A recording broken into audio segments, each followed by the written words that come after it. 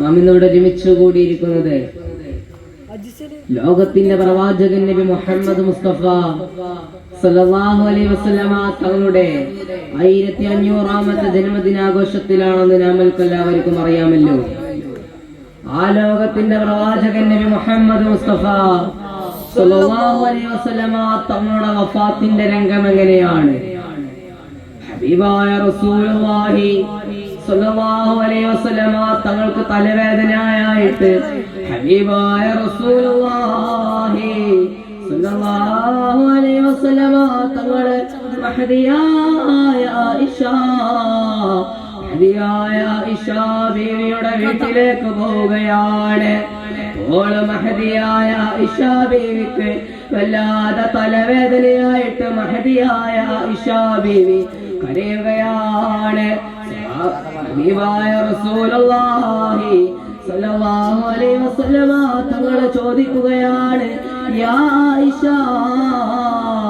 എന്തിനാണ് കരയുന്നത് ആയിഷ എന്ന് ചോദിച്ചപ്പോൾ ലോകത്തിന്റെ അന്ത്യപ്രവാചകൻ നബി മുഹമ്മദ് മുസ്തഫ സല്ലല്ലാഹു അലൈഹി വസല്ലമ തങ്ങളോട് മഹദിയായ ആയിഷ ബീവി റളിയല്ലാഹു അൻഹ പറയുകയാണ്, ഓ നബിയെ, എനിക്ക് വല്ലാതെ തലവേദന എടുക്കുകയാണ്.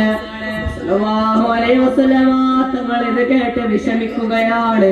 ലോകത്തിന്റെ പ്രവാചകൻ നബി മുഹമ്മദ് മുസ്തഫ സല്ലല്ലാഹു അലൈഹി വസല്ലമ തങ്ങൾ പറയുകയാണ്, ആയിഷ, ഞാൻ ജീവിച്ചിരിക്കുമ്പോഴാണ് എന്റെ വഫാത്ത് എന്നുണ്ടെങ്കിൽ നിന്റെ കഫം ഞാൻ മൂടും, നിന്റെ മയ്യത്ത് ഞാൻ കുളിപ്പിക്കും, എന്റെ കൈ കൊണ്ട് നിന്റെ ഖബറി ഞാൻ കുഴിക്കുമെന്ന് ഹബീബായ റസൂലുള്ളാഹി സല്ലല്ലാഹു അലൈഹി വസല്ലമ തങ്ങൾ പറയുകയാണ്. ഇത് കേട്ട് ചിരിച്ചുകൊണ്ടിരുന്ന മഹദിയായ ആയിഷ ബീവി റളിയല്ലാഹു അൻഹ ചോദിക്കുകയാണ്, നബിയേ, തങ്ങള് പറഞ്ഞു, ആയിഷ, എനിക്ക് വല്ലാതെ തലവേദന എടുക്കുകയാണ്. എന്റെ തലവേദന കൊണ്ട് ഞാനങ്ങ് വഫാത്തായി പോയാൽ നീ എന്ത് ചെയ്യും ആയിഷ എന്ന് ചോദിച്ചപ്പോൾ മഹദിയായ ആയിഷ ബീവി റളിയല്ലാഹു അൻഹ ഹബീബായ തങ്ങളെ വാപ്പത്തെ പിടിക്കുകയാണ്.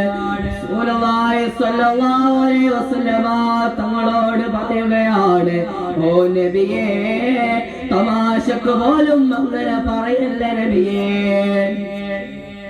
ഹബീബായ തങ്ങളോട് മഹദിയായ ആയിഷ ബീവിക്ക് എത്ര ഇഷ്ടമാണ് സുഹൃത്തുക്കളെ.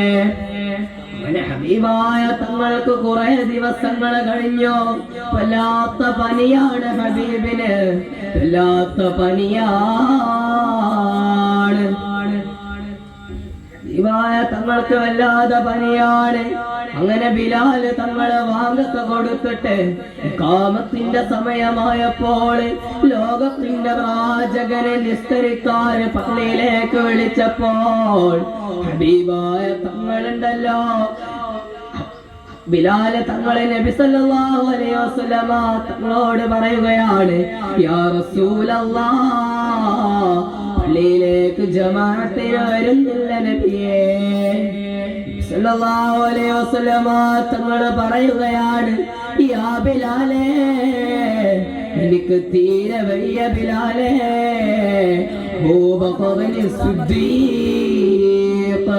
റളിയല്ലാഹുവിനോട് ഇമാമത്ത് നിൽക്കാൻ പറയ് ബിലാലെ എന്ന് പറഞ്ഞപ്പോൾ മസ്ജിദുൻ നബവിയിൽ നിന്നൊരു വല്ലാത്ത ശബ്ദം കേൾക്കുകയാണ്. പ്രിയമുള്ളവരെ, ബിലാല് തങ്ങൾ കരയുകയാണ്.